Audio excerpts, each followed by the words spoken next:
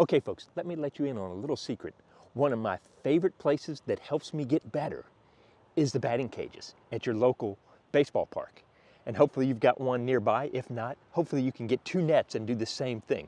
But the thing I love about it is it's self-contained.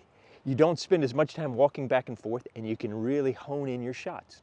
Whether you're just beginning in disc golf or you're getting older like me and want to work on your skills, this is one of the best places to get better faster. We're going to talk about it right after the intro.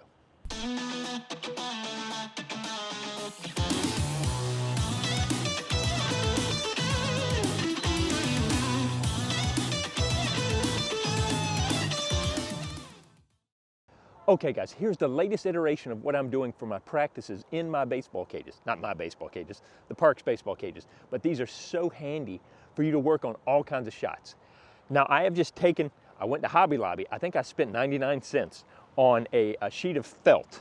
And I've got one of these here. I cut it in half. I got one of these here and one on the other side over there. You can see. And the nice thing is you can move these up and down. You could even, if you get fancy, get them on an angle if you're trying to work on hitting at a certain angle. But now what I've got is I've got a target on each side that I can now throw from both sides and just work on hitting the target. Now, hopefully your batting cage, your pitching cage, has one of these set up too, because now look, we've got an automatic window that we can try to throw around. And if I throw this way, I'm working on my anhyzer or my forehand to get around this way, hyzer, and then when I come the other way, I'm working on the opposite side.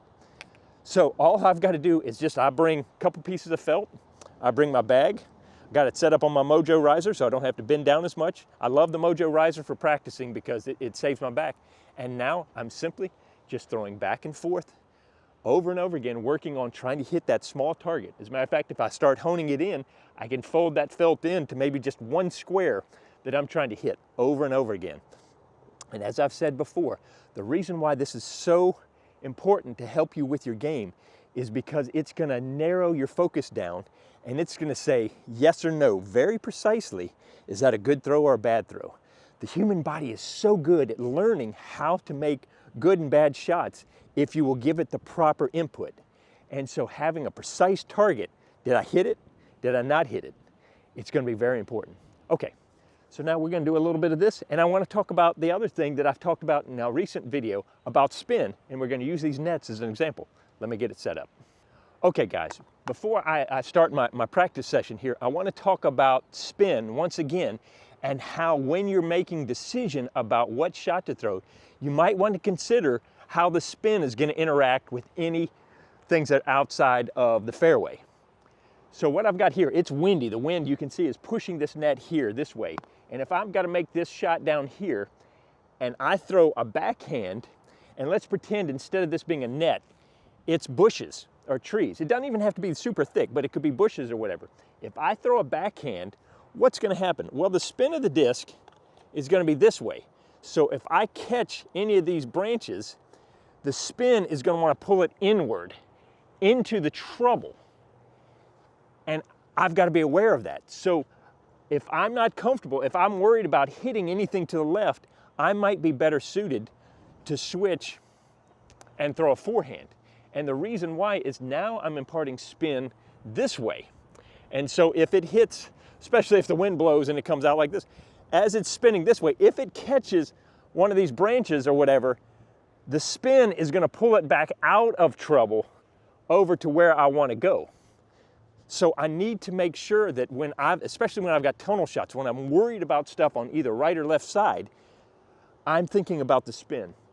Now, if I switched over to the other side, everything would be reversed. I would be much better to throw a backhand because it's going to ricochet off the side and carry to the basket.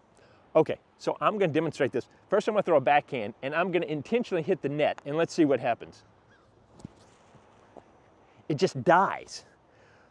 But now the exact same disc on a forehand rides that way. It's carrying that way. And so it's increasing your odds, your potential for getting where you need to go. I hope that makes sense. It's very simple, but a lot of times we forget about that. The spin can really affect how it interacts with the trees, bushes, or whatever's in our way. Okay. Okay, so now what I'm gonna do is I'm just gonna do some warm-up shots, just get my body going. And I'm just gonna do some nice, simple backhand throws at that target down there. This is a practice for everybody across the board, whether you're a beginner or a pro. It's literally coming in here, and let's say you can't, you're not, I think I measured it before. Is it 50, 60 feet? You might need to stand in the middle. You might need to come. Now we're working on almost putts and approach shots. Don't let the distance be the inhibiting factor here. Figure out what you need to work on. So now I could come here and just start working on my standstill throws, trying to hit that spot. This is your playground, and understand what you need to work on and what your body issues are, whether that you can throw 1,000,000 miles an hour, 550 feet, or you can only throw 250 feet, 150 feet. This area is a safe area for you to work on your complete game. You know, so what I can do now, let's say I want to do the same thing, but now I need to work on getting around objects. Look, I've got a built-in practice thing here where I have to step out and I have to throw around.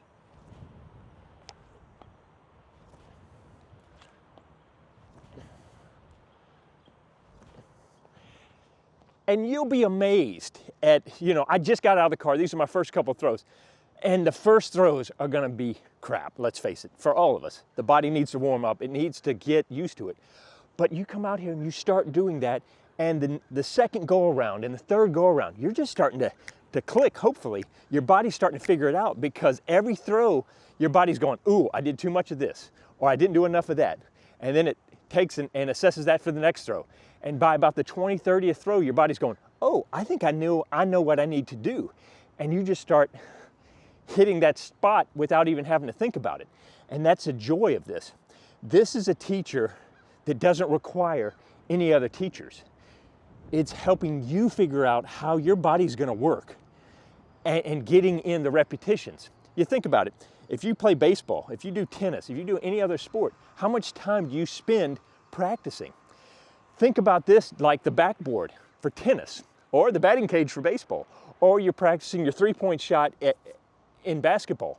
You've got to put in the work. And this is, I think, the best place to put in the work for your game. Because no matter whether you're working on your long drives or you're working on your approach shots, here it is. And it's always sitting here waiting for you. If you don't have access to this, maybe you can set up a net with almost the same thing, where maybe you don't have the side nets, but at least you have the two nets this way. If you can't do two nets, one net, and you're just gonna have to go throw it, walk down there and get it and come back. But I think a net in this kind of area is one of the best places to practice. Okay, now that I'm starting to warm up a little bit, let me just throw some, get the body going. And this is just, the other thing is, do it in manageable bite-sized pieces. I've got Ultimate coming up in just a little bit. I've got about 20 minutes. This is a perfect amount of time just to put in some reps, because it's gonna build in my confidence when I get out on the course. So here we go.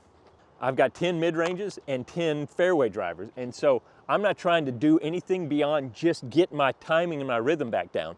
So it's not like I'm doing big drives. It's literally one step and throw through. I'm trying to work on my timing. Pulled right across the body.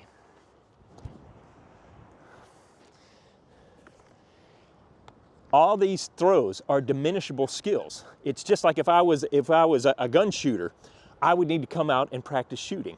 You can't just expect to get out of the car and throw well all the time. Now, sometimes you can. You know, you have those days you just get out there and everything clicks. But most of the time, your body needs to be revved up and it needs to be reminded what to do.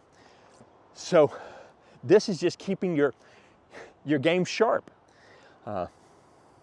That's all I can say is, if you're not practicing, if you're not putting in field work or net work, you can't expect for your game to grow.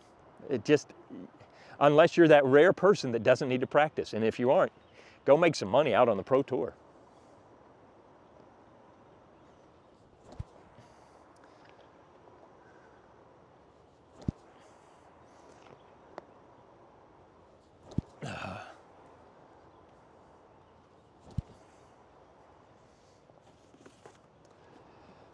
The other reason why you have a smaller target, you know, I started with a bigger target with the hoop and I've worked down to a towel. I really think the smaller you aim, the better, because even now my misses, I'm not hitting the target just right, but I'm this far away instead of this far away. It's amazing, the smaller you make the target, the better your misses are, because even your misses get closer most of the time till you shank like I will. Oh, come on, drive through. It's funny, I can feel my body fighting me because it's cold, it's not warmed up. And my brain is cold. That's my lazy push off to the side. You can see it immediately. I'm just not engaging and I'm releasing here. All right, let's focus. Come on, here we go. Better. I tell you what, having this little gap here, having this fence here, everything going on right now is making me focus more, and I like that. I think so often we practice with too much freedom, so it doesn't really matter. Put a little tension in here. This fence right here, whatever this is, makes me focus more.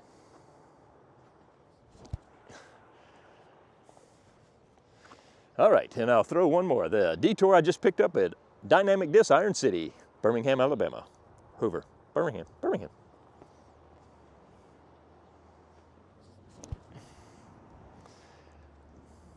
All right, so now go down there, come back the other way. That's it, guys. All I can say is keep practicing, keep working on it. There's so many folks that I talk to that aren't happy with their game, that aren't putting in the work, that aren't practicing. Become a practicer and you're gonna beat a lot of the folks because they're not doing it. You're gonna have a leg up. It's a secret to success, and it's really not a secret. Just go out there and work on it, and you're gonna be amazed at the fruit of actually putting in the work. Okay, there you go, guys. I hope to see you out on the course, and I hope to see you out on the practice field. That's it for now. Thank you so much for watching. Please make sure to like and subscribe, and I hope you have a great day. Take care, guys.